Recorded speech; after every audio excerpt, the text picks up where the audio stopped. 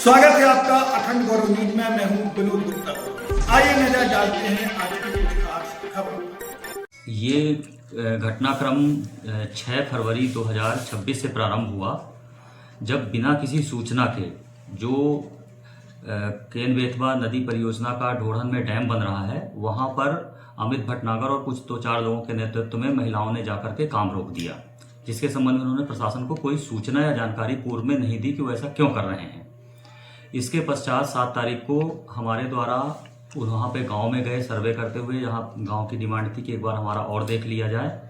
उस दौरान उन लोगों ने बिना कोई सूचना दिए महिलाओं को गांव में भेज दिया, जिनको समझाइश दे करके हम वहाँ से किसी तरह से निकल पाए, अन्यथा वो उनको आक्रोशित करके भेजा गया और हमारे वाहनों को रोकने का भी प्रयास किया गया।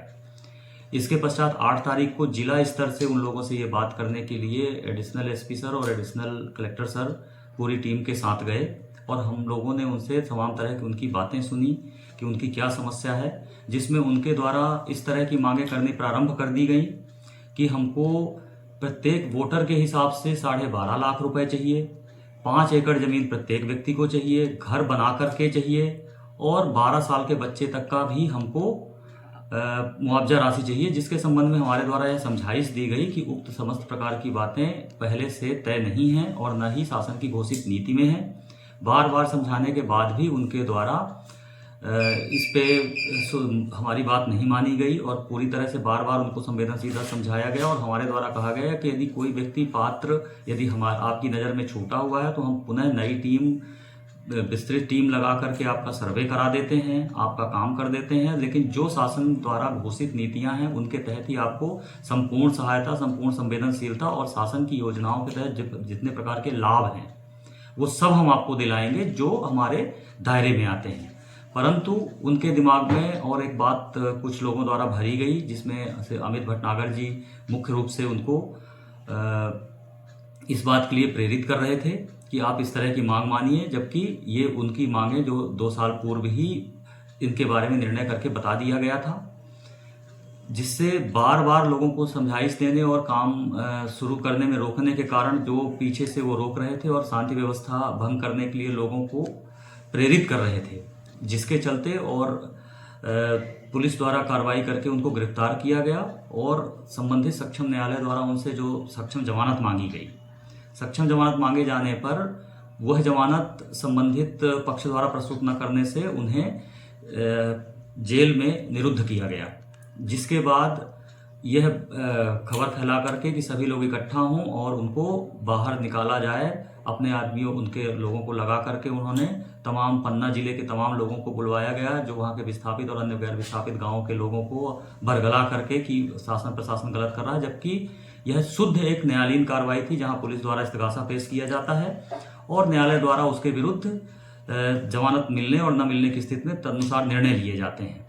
और यदि वह कोई पक्ष उससे असंतुष्ट रहता है तो उसके संबंध में संबंधित वरिष्ठ न्यायालयों में ही वह अपील कर सकता है। किसी धरना प्रदर्शन के आधार पर कोई निर्णय नहीं होता है, परंतु इसके आधार पर इन्होंने आकर के तहसील के गेट पे 4-5 घंटे से 2 बजे से 12 बजे से प्रदर्शन करना शुरू कर दिया गया और 2 बजे से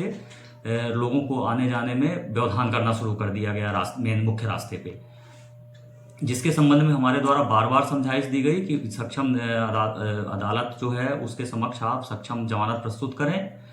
सक्षम जमानत प्रस्तुत करने पर तदनुसार न्यायालय निर्णय लेगा और यदि आप उससे असंतुष्ट रहेंगे तो वरिष्ठ न्यायालयों में जा सकते हैं। बार बार समझाइश दी गई। उन्हें यह भी बताया गया बार बार शाम को कि बहुत सारे महिलाओं और को लेकर के आप लोग आकर के उनको बिठाए हुए हैं, जिससे उनकी सुरक्षा और उनको परेशानी हो सकती है, इसलिए आप उसको ले जाएं। यह एकदम गलत मांग है। बार बार उनसे लगभग 5 घंटे तक लगातार नेगोशिएट किया गया। जब रात को 7 बजे के आसपास 8 बजे के आसपास उन्होंने रोड ब्लॉक करनी शुरू कर दी। रोड ब्लॉक करने के साथ साथ वहाँ पे कुछ सामने बारात भी थी,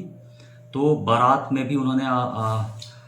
मतलब व्यवधान डालना शुरू किया लोगों के निकलने में जाने में। तो इसके संदर्भ में भी उनको फिर रोकने की बताए गए और बारात वालों से भी उनको झड़प करने का उनके द्वारा प्रयास किया गया। इसके बाद भी उनको हमारे द्वारा समझाइश देने की कोशिश की गई। तो समझाइश देने की कोशिश करने के दौरान वह उलझने लगे और उसके चलते उनको और समझाइश देने के बाद उनको जब हम लोगों ने बारात के हिसाब से कि आप दूर हो जाएं और मतलब किसी सामान्य व्यक्ति को डिस्टर्ब ना करें, तो दूर जा करके और इकट्ठे होकर के कुछ लोगों के उकसाने पर महिलाओं द्वारा और कुछ आदमियों द्वारा वहाँ पे जाकर अंधेरे का फ़ायदा उठा करके पथराव करना शुरू कर दिया गया। पथराव करना शुरू कर देने के कारण उनको हटाने के लिए और आम जनता की वहाँ चूँकि बारात थी और बहुत ज़्यादा भीड़ हो रही थी आम लोगों की, उनको सुरक्षित करने के उद्देश्य से वाटर कैनन का प्रयोग करके उनको तितर बितर किया गया। इसके पश्चात फिर बाद में सबको इकट्ठा करके और सुरक्षित तरीके से